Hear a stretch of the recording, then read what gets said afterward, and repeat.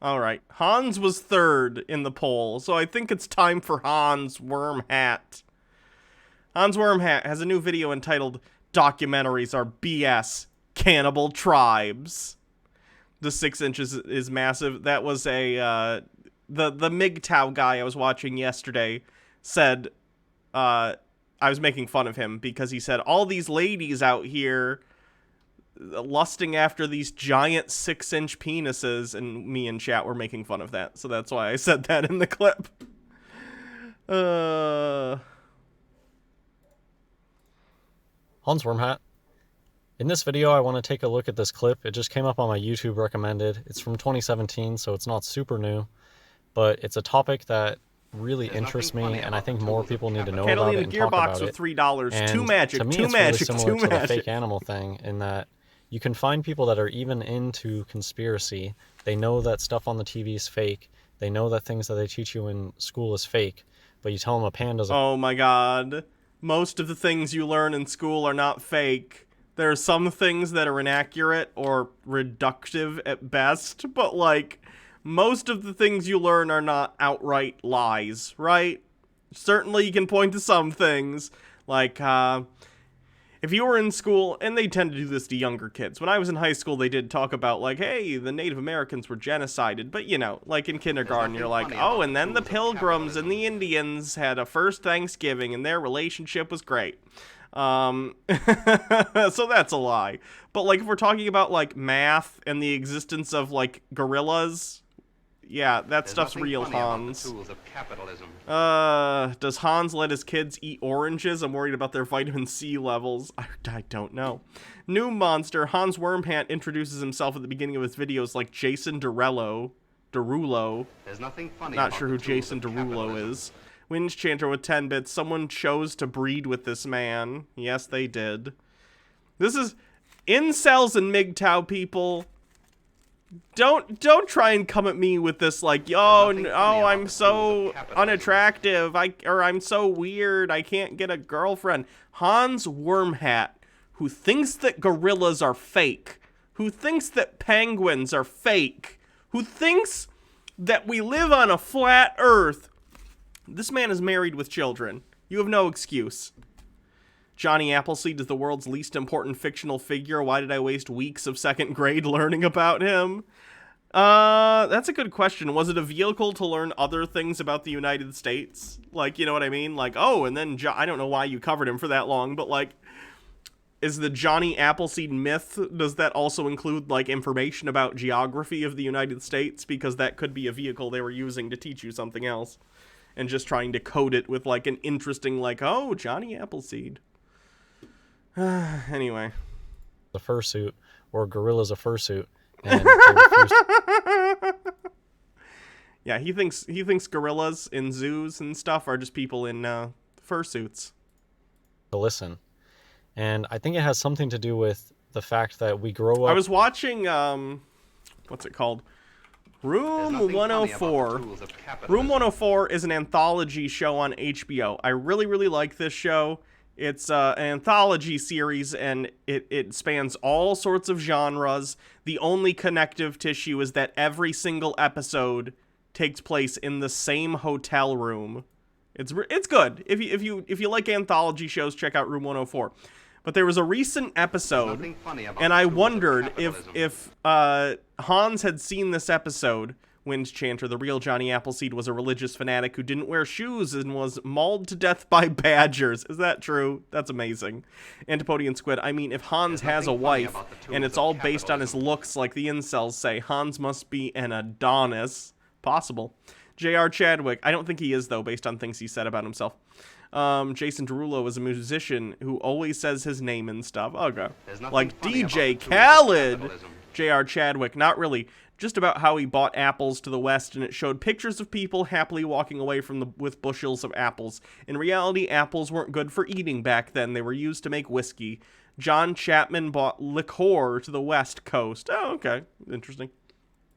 So there was this recent episode, I say recent, I think it was from season 3. I'm just catching up now with, I'm just catching up now with this, and in this season, there was an episode where they had a gorilla. He was trying to sell a gorilla illegally and it was just the plot of the episode. Again, it's an anthology show, completely different stories every time, so sometimes you just get weird stuff like this. Guy trying to sell a gorilla illegally in a hotel room.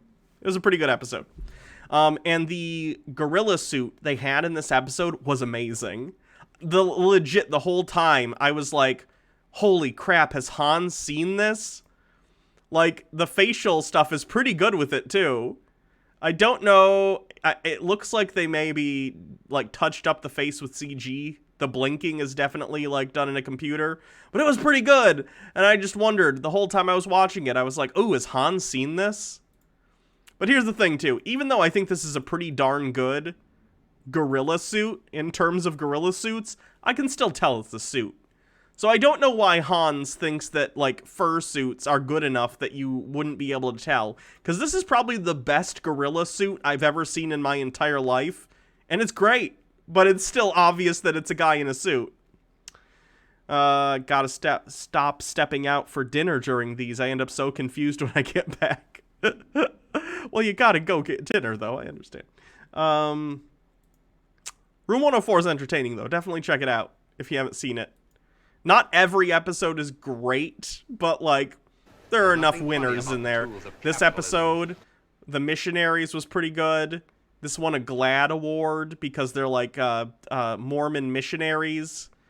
And they experience there's nothing funny about the tools a bi-curious event in the hotel room, and it's quite good.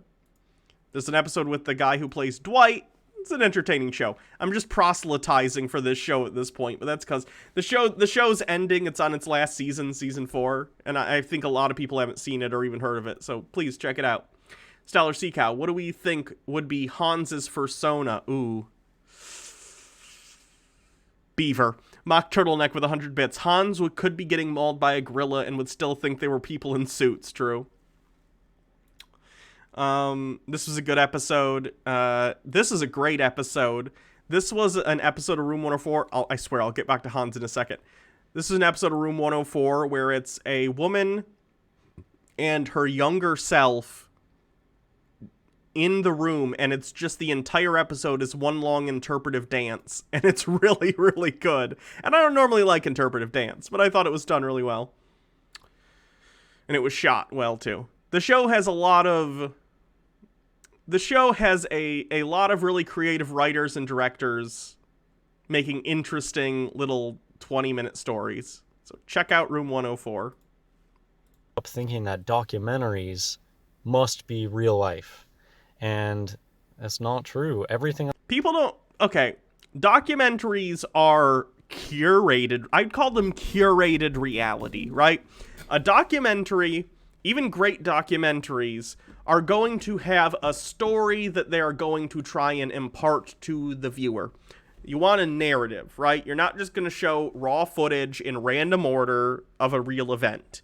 You're going to want to take the viewer through a narrative with the footage, but the footage is real. The footage is real, especially something like a nature documentary. They're literally just sitting back, probably far away or in a little hidden thing, and they're just filming the animals. That's real, okay? Making a documentary entertaining by having, I don't know, like, you know, Richard Attenborough or David Attenborough. Sorry, I'm not sure which one does the documentaries or if it's both of them.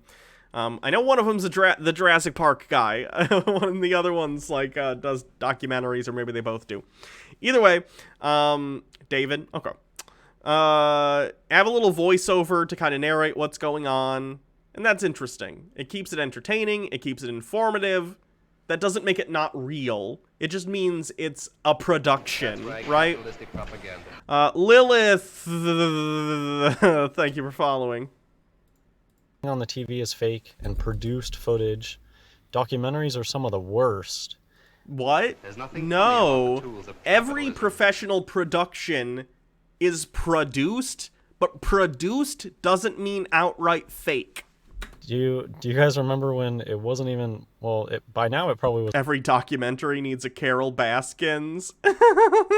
Oh God. Tiger King. Back at the beginning of the pandemic. That was so long ago. Feels like a decade ago. It was like 10 years or something, but it doesn't feel like that long. Not that long ago, Nat Geo, they put out this strange mermaid thing, and so many people believed that this mermaid documentary was real just because it was playing on Nat Geo. Okay, but, like, they put disclaimers on that said this is fake, right? And I find that baffling, too. I agree. I find the fact that Nat Geo put out a, like, mockumentary about mermaids, I think that's ridiculous, too. But it's not evidence that other documentaries are fake. Because they were open about the fact that the mermaids thing was fake. It said so right in the credits, right? It said, like, this is a fake thing. It's based on speculation about the existence of the mythical creature, the mermaid. But that doesn't mean, like, Planet Earth on BBC or whatever. That doesn't mean that is fake just because you point to one mockumentary. The existence of This Is Spinal Tap does not mean that documentaries following bands around are fake. And I think that's part of the mocking and also disclosure. There's nothing funny about the tools of capitalism. Gay and Anxious. Animal Planet did one on dragons, and I believed it for years. I was so mad when I found out it was fake. Yeah. Everything on Nat Geo is fake and produced footage. Now I'm going to show you the clip. Orange is the only color that's 33. It's just as important and just... Pythagorean geometria. Pythagorean I butchered that, but let's see. Bible. Pythagoras of Samos. Pythagoras from the Greek island of Samos believed that numbers were the building blocks of all reality. He is given credit for the discovery of the Pythagorean theorem, which states that the square of the hypotenuse of a right angle equals the sum of the square of the other two sides. The relationship between Pythagoras, geometry, and Bible gematria makes for an intriguing study. There is a version of the Bible in which God addresses Moses from the burning bush. And God said unto Moses, I am that I am. And he said, Thus shalt thou say unto the children of Israel, I am hath sent me unto you. In Hebrew, I am that I am is written as this.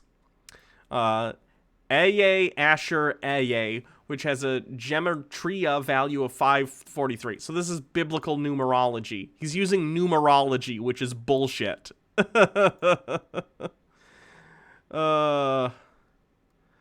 Calculate. 49. So let me see. I assume orange is 33. Orange, 33. Orange is 33. So is this why Hans thinks that orange is like an Illuminati color because it equals 33 in this arbitrary, like, numerology? By Hans's logic, the existence of Sex Abacus proves bands are a myth. True. Bands are a myth. Only Sex Abacus is a real band. You've just never heard any of our songs. Let me see. Hannah. I guarantee that orange is not the only thing that comes up as 33, right? But the only way to test that is to, like, type in a bunch of things. Reloaded. 37. Purple. 34. That's one off. Blue. By Hans's logic, the exist. Oh, I already read that one. Sorry. Blue. 13. Hans. 15. Stop it. Hans. Worm. Hat.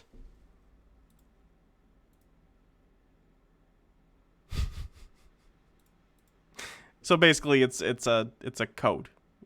You give number values to certain letters, and then you take, you know, it's arbitrary.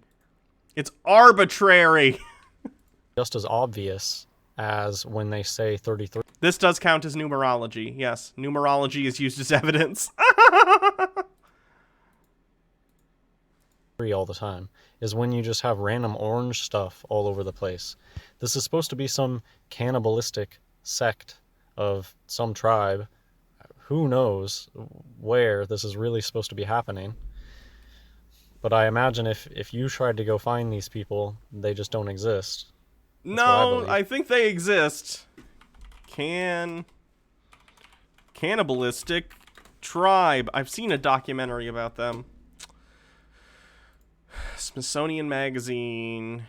I think they're like the only known cannibalistic tribe that still exists, and it's not like they mainly subside on it. It's just a thing that they do. They do eat people occasionally or something. Last ever cannibal tribe, 60 minutes. Australia, chatting with cannibals, National Geographic. Stewed spanking dudes with 10 bits. Remember the friend I told you about with his mom? I said our friendship is over. He didn't have to tell his mom I'm trans before asking me first, and he told her even though he knew she was transphobic. Yikes. Sorry to hear about that. Wait, is this gonna involve people not entirely clothed? Because Nat Geo, you know, different cultures have different standards for what is considered lewd, but Twitch does not. You get it. There is like a cannibalistic tribe that still exists. It's a very rare thing though, but they do exist. But anyways, where do they get all these orange fresh flowers? It's part of a funeral ritual. Yeah. And there's this giant pile of orange stuff in the background. And look at how the flowers look like a penis on the right.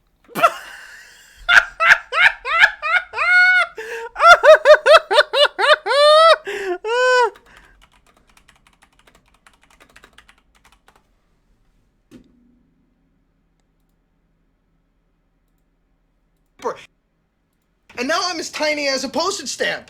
Oh, I get it. Cute. You leave this pen here and people are supposed to think, wait, that looks like a dick.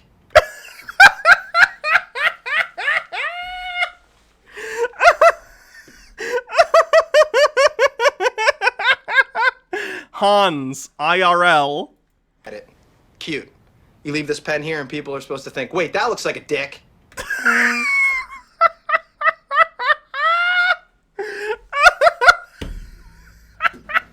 Funny about the tools of capitalism. Freud. What's the opposite of rolling in your grave? Freud is in his grave going, I told you fuckers!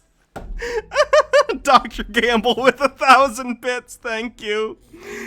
Tucker White 94. That's Hannah dies of laughter. I'll count it. Yeah. Okay. That counts. Anyone have bingo yet? Seems like we've had a lot of squares. They're really infantile, and they love just infantile jokes. And to me, this whole thing is just a bunch of actors, and the acting gig is to try to not bust up laughing. There's nothing funny about dude spanking dudes with 10 bits. It's his fault that we can't see each other anymore because his mom doesn't like trans people, so it's his fault, honestly. Yeah, that was stupid of him. Let me make sure this clip doesn't like have ladies not wearing shirts. Okay, no, it doesn't. Okay. Alright. Okay. Maybe I'll take this off right now and then... Okay. Just thank you. Okay. Thank you. Why are people on that side of the river so afraid of the Agori?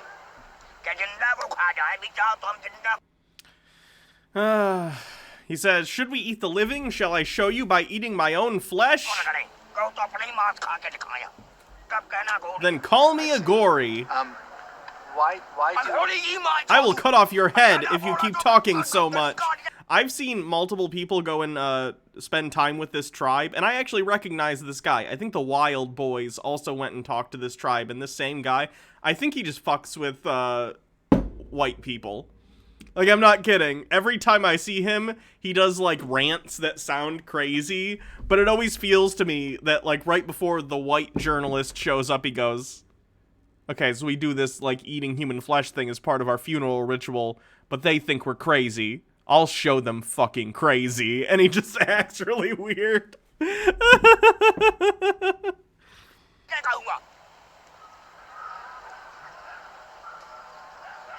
they're all cracking up.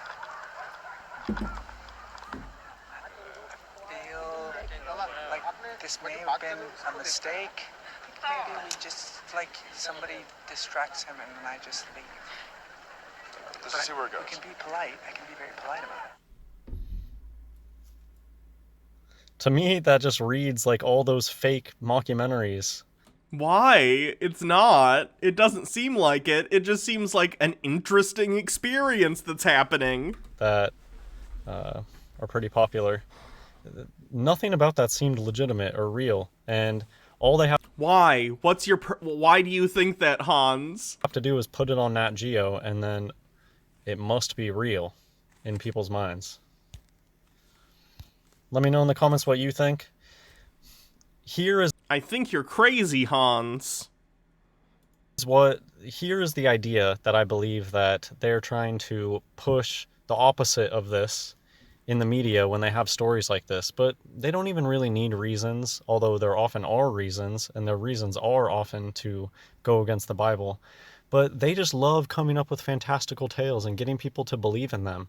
So don't always assume Hans is a biblical literalist, so pot. Stop calling the kettle black. that they need a million reasons that make sense for why they lie, because liars will lie for no reason. I agree about that statement, Hans, but Nat Geo is not the liar you're looking for. Because it gives them a kick to get people to believe their BS. Matthew chapter 24, verse 14. And this gospel of the kingdom shall be preached in all the world for a witness unto all nations, and then shall the end come. And I believe we're already there. I think that the gospel has been published in all nations. I don't believe in uncontacted tribes out there. There are a few left, but they're rare. I know there's one tribe that basically attacks outsiders on sight. Understandably, considering how, you know, tribes have been treated by the modern world. They love showing ridiculous videos of, oh, this person is uncontacted, and then they show them looking at a mirror, and this alleged uncontacted person starts freaking out like they've never seen their reflection before. I'm gonna see if I can even find what he's talking about. Showing uncontacted tribe a mirror. Again, this concerns me because a lot of, you know, tribes, you know, don't wear as many clothes as other people do, so I don't want to TOS it. Hold on, let me turn the screen off while I look for this. The footage you are seeing is unedited. The only addition is the voice of Jean-Pierre.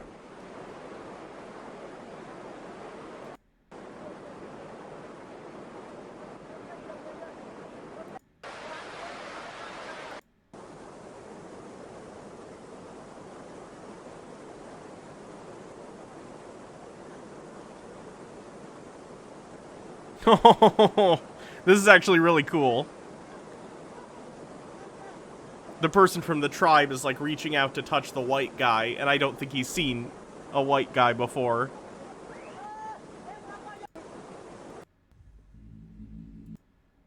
I don't see a mirror thing though, but that is an interesting video. There's nothing funny about the tools of capitalism. Yeah, I don't see anything about a mirror. It might exist, though, I'm not sure. Tucker White 94, Hans bitches about the media telling lies whilst following God, who lies at least 6 different times in the Bible via proxy. Can I link the video? Yeah, Control-Shift-T. The footage you are seeing is unedited. Here's a link to that footage if you want to watch it later. Looks interesting.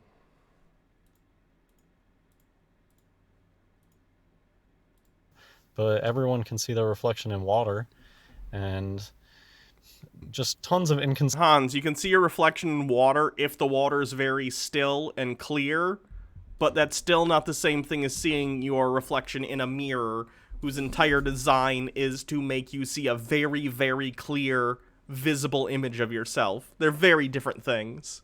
consistencies in these things. To me, it's really obvious when what you're watching is what they want you to think and not how real life works.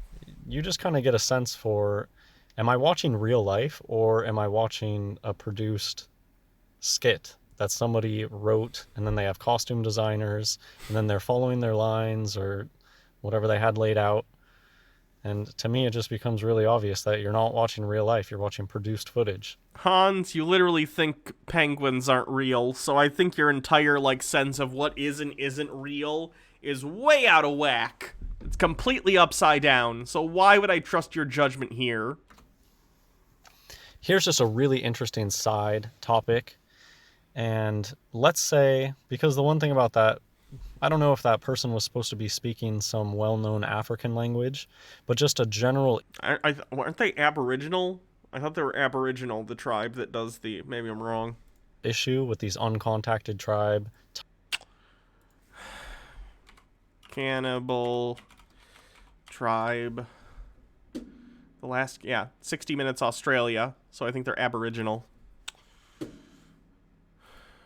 Type stories that they have thousands of these stories. That's another thing too, is that they can always bring these stories out of the ether and then just retcon them in...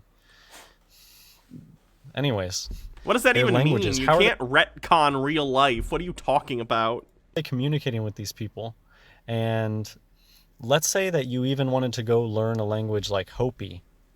It's really difficult to go learn... This debunks your hypothesis that Hans takes everything literally? In what sense? What is he taking non-literally?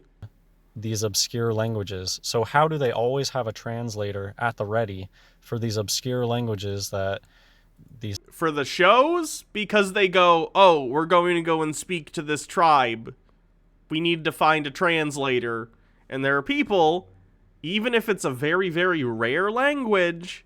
People do have contact with that tribe, so there are people who know how to speak that language. So they go and they go, oh, hey, you're one of the people who speaks this language. We're doing a documentary. We will pay you. Would you like to come and translate for us for our footage? And they go either yes or no. Eventually they get someone who says yes, and they go and ply their skill for the documentary. Do you not understand how that works? Feels like a pretty simple deduction as to how you get someone who can translate a language onto your show. These uncontacted tribes, or these tribes out in the middle of the Amazon, allegedly, or these cannibals. Allegedly. How do they communicate with them? And so in this particular case, I don't know if that person was speaking an African language or just speaking in tongues. But oh, yikes, Hans. This Hopi thing. Do we have, unintentional racism on the board? I don't think we do. We probably should.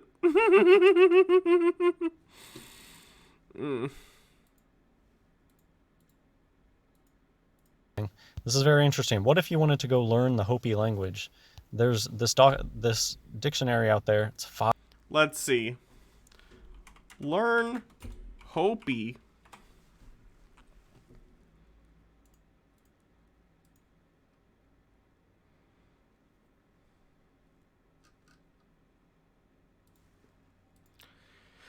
Hopi. Hopi is the Udo-Aztecian language spoken in northeastern Arizona in the USA. According to the 2010 census, there are 6,780 Hopi speakers. The language is still being passed on to children, and about 3/4 of the Hopi speak Hopi as a native language.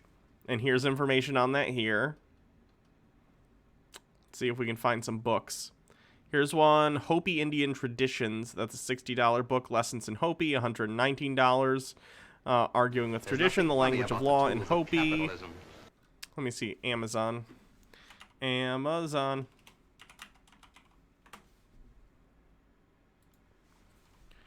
Hopi language book.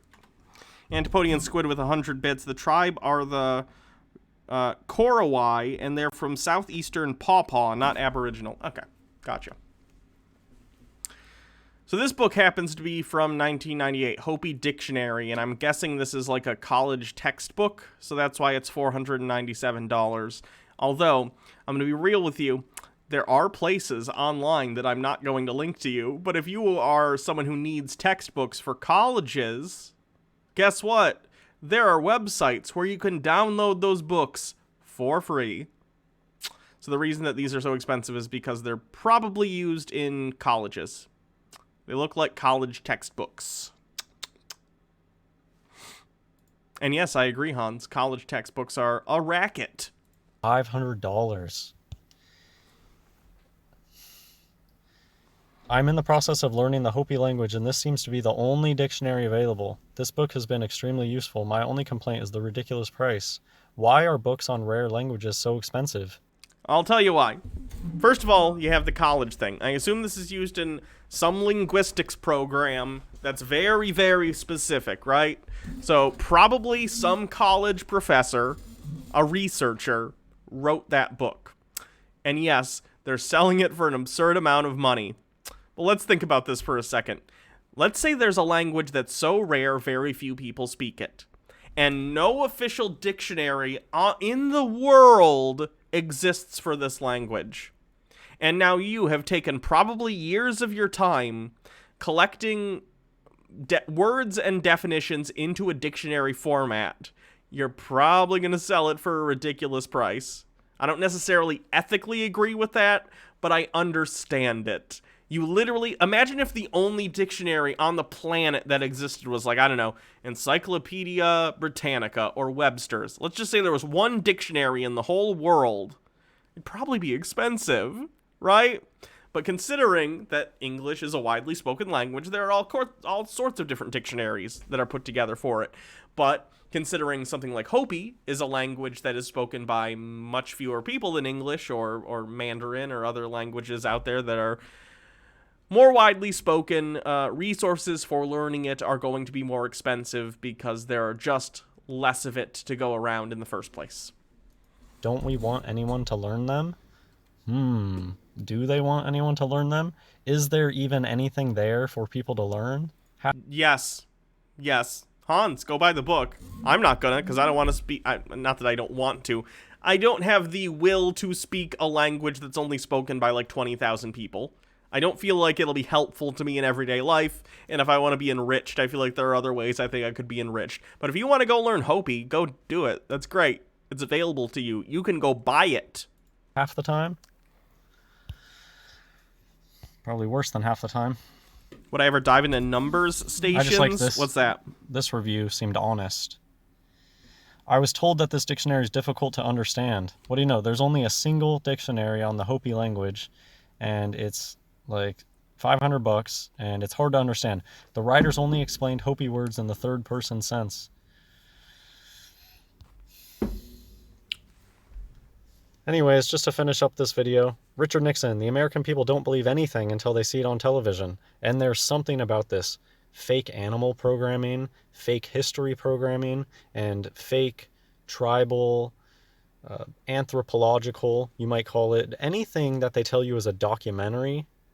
People have a hard time understanding that they're just being BS'd, and just because somebody puts something on TV and calls... You haven't demonstrated that, Hans. If you think that there is a specific documentary that is outright faked, then you need to evidence that.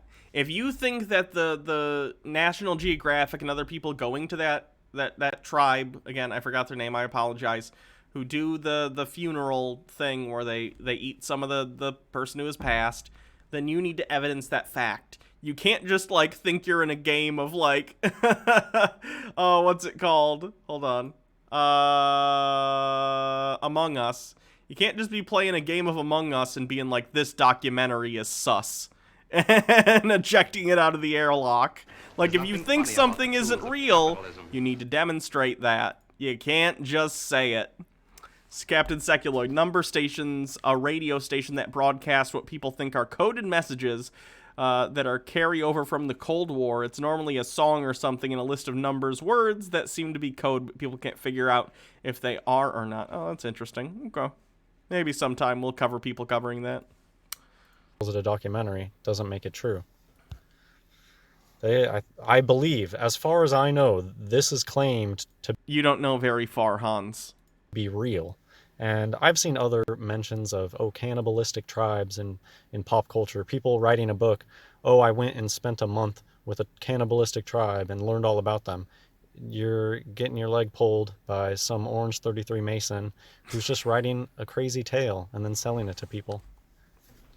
Hope you enjoyed the video. God bless everyone. Hans is draining to the soul. I'm gonna say that.